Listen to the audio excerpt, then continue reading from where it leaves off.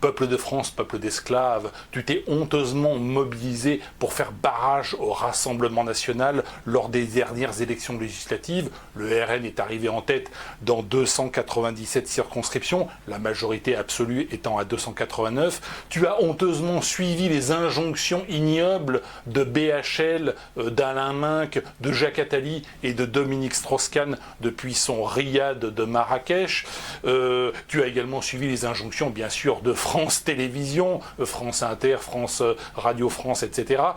Cela ne servira à rien, puisque tôt ou tard, Jordan Bardella arrivera au pouvoir, le RN arrivera au pouvoir. Ce qui s'est passé en 2024, c'est ce qui s'est passé en 1978, où la gauche est arrivée en tête des élections législatives, et au deuxième tour, eh bien, les Français ont paniqué et ont voté pour la droite. Là, cette fois-ci, eh bien, les électeurs mélenchoniens sont allés voter pour la petite Barnier. Les Barnier et la droite soi-disant républicaine est allée voter pour les mélenchoniens. Cela est un fusil à un coup, cela ne se reproduira pas. Aujourd'hui, la moitié des électeurs déclarent, les électeurs qui ont fait barrage déclarent qu'ils ne referont plus barrage.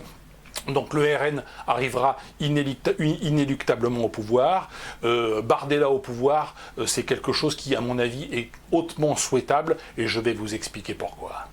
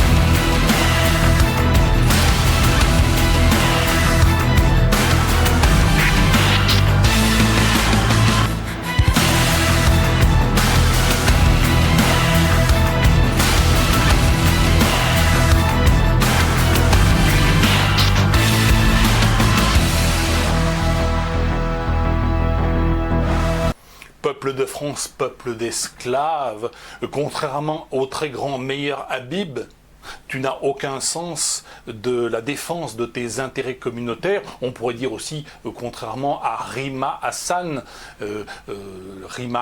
Meyer Habib ne défendent pas la nation universelle, universaliste. Et si aujourd'hui tu t'es mobilisé pour faire barrage au RN et pour refuser que Jordan Bardella soit Premier ministre, c'est parce que tu as une conception de la France qui est la France universelle ou universaliste. Toute l'Afrique doit être française, toute l'Asie doit être française. Mais réfléchis un peu, si tout le monde est français, eh bien personne n'est français. Donc entre Habib, Hassan et Bardella, il va falloir faire un choix. Moi, ce choix, je l'ai fait, et naturellement, je vote Bardella, qui, dans une certaine mesure, marche sur les pas du très grand Benyamin Netanyahou. Voilà un patriote, voilà un Premier ministre qui défend la patrie, la terre des pères. On pourrait citer aussi Vladimirovitch Poutine, on pourrait citer Erdogan, on pourrait citer aussi Giorgia Meloni ou Donald Trump.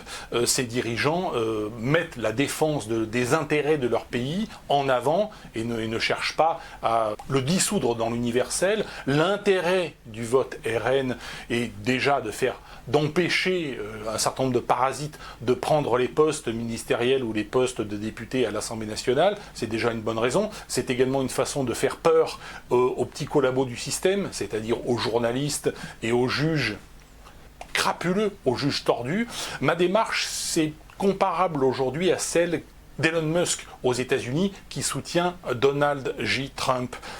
Il faut bien analyser le soutien de Musk. Musk est milliardaire, il n'a pas besoin, contrairement à ce que j'ai entendu sur France 5 ou sur Arte, par une dinde qui était là, qui faisait de l'analyse politique et qui expliquait que Musk soutenait Trump pour des raisons fiscales, pour payer un petit peu moins d'impôts. Naturellement, tout cela est parfaitement grotesque. Elon Musk est un anarcho-capitaliste. Moi, je suis plutôt un anarcho-identitaire. On a pas mal de points communs. Il est nataliste, comme moi, etc. Mais pourquoi soutient-il Trump ? Trump, aujourd'hui, il a plus finalement à perdre qu'à gagner, d'abord parce qu'il n'est pas certain de la victoire de Donald Trump. Je pense que la raison fondamentale, c'est qu'il considère comme moi-même qu'on va entrer dans un monde post-étatique, tout simplement parce que l'État a échoué et sur le plan de la défense nationale. La première des fonctions régaliennes, c'est la défense nationale. Alors aujourd'hui, les États européens comme les États américains favorisent l'invasion migratoire et la destruction des nations qu'ils sont censés protéger. Donc ça, c'est la première faillite. Et la deuxième faillite, elle est économique. Les États sont profondément anti-économiques. Ils détruisent l'économie par la fiscalité, par la réglementation, par l'endettement à outrance. Il faut être très conscient que la révolution que nous allons connaître dans les années qui viennent, et pas dans les 20 ans ou les 30 ans, ça va être beaucoup plus court que cela, sera très différente des révolutions que l'on a pu connaître à ce que j'appelle l'âge d'argent, c'est-à-dire l'âge de l'État-nation qui est en train de disparaître. Lors de la Révolution française, les productifs, les bourgeois, les libéraux ont renversé la classe aristocratique, mais tout de suite après est arrivée une nouvelle classe parasitaire qu'on appelait les Jacobins, avec à leur tête Robespierre, qui a instauré finalement une dictature après avoir dénoncé la monarchie absolue. Il installe sa dictature, ou Bonaparte. Finalement, Bonaparte est également un Jacobin. On a connu cela également lors de la Révolution de 1917 en Russie. Dans la nuit du 2 au 3 mars, eh bien, le tsar Nicolas II a abdiqué, une république bourgeoise s'est mise en place, et puis dans la nuit du 24 octobre 1917, les bolcheviks ont fait un coup d'État et ont mis en place un nouveau système parasitaire. On peut considérer aussi que la révolution de l'Allemagne nazie a suivi ce schéma. Hitler arrive au pouvoir pour abattre la République de Weimar avec le soutien de la petite, de la moyenne et de la grande bourgeoisie. Mais très rapidement, il va mettre en place un nouveau système parasitaire pour déclencher une nouvelle guerre. Le rêve d'Adolf Hitler est de refaire le match de 14-18 et il va se débarrasser notamment des SA de Ernst Röhm lors de la nuit des longs couteaux de juin 1934. Donc on a effectivement à chaque fois ce schéma où une classe parasitaire est renversée par la bourgeoisie, et puis ensuite arrivent derrière de nouveaux révolutionnaires, de nouveaux parasites qui ont un autre projet parasitaire. Ce schéma-là ne se reproduira pas cette fois-ci, tout simplement parce que l'État est fondamentalement en faillite, ce qui n'était pas le cas de l'État de Napoléon ou de l'État à l'époque de Lénine ou à l'époque d'Adolf Hitler. Nous sommes aujourd'hui à la veille d'un changement de paradigme que j'appelle dans Demain l'âge d'or le passage de l'âge d'argent à le passage à l'âge d'or, et c'est c'est le sens de la démarche, je pense, d'Elon Musk, et c'est le sens aussi de ma démarche. Quand en France, je soutiens Bardella. Trump aux États-Unis comme Bardella en France ne sont que des étapes intermédiaires qui vont nous amener vers le véritable changement de paradigme qui est la société post-étatique.